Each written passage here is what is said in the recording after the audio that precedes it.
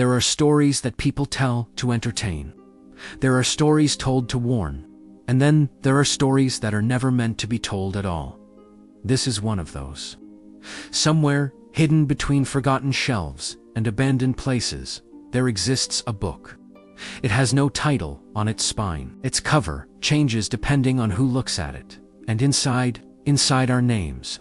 Not ordinary names, but ones that were never meant to be spoken, written, or remembered. They call it the Book of Forbidden Names. And if you ever find it, you must never read it, because every name you learn will give you power, but it will take something from you in return. Elias Varn was not a brave man.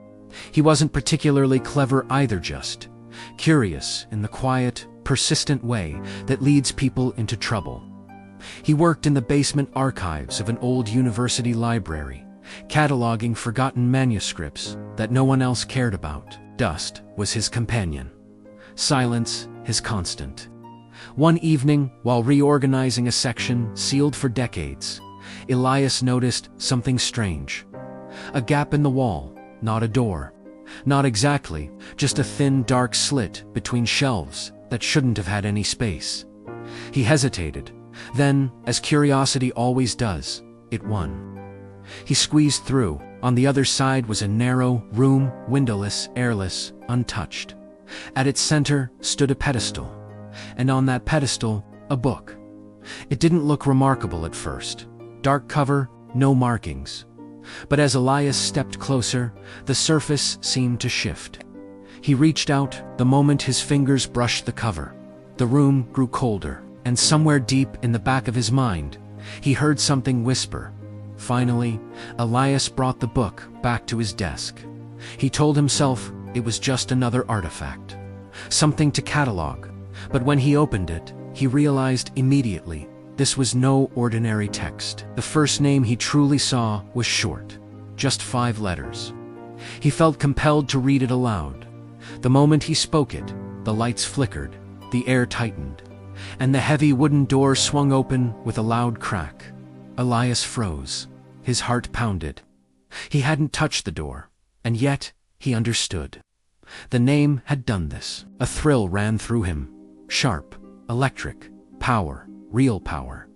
But as quickly as it came, something else followed. A strange emptiness, like forgetting a word on the tip of his tongue. He tried to recall what he'd been thinking before reading the name. He couldn't. Over the following days, he returned to the book again and again. Each name he spoke did something impossible. One name extinguished every light. Another caused whispers to echo from empty rooms. Another unlocked doors and bent reality. And every time, he lost something. A childhood memory, the face of a distant relative, the melody of a song. One night, Elias wasn't alone. He heard footsteps in the archive. A woman stood at the end of the aisle. "You found it," she said. Elias felt a chill. "You know about this?" She nodded.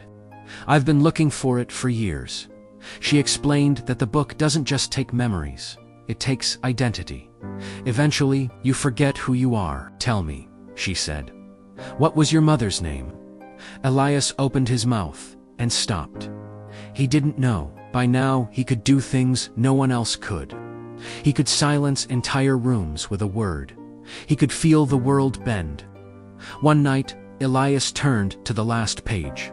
He barely remembered his own name, but something told him this page mattered. The name written there was simple, familiar. Too familiar. He realized it was his own name, or at least it used to be.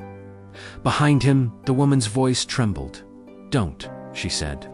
"That's the last thing you have." Elias turned to her. "Who am I?" he asked.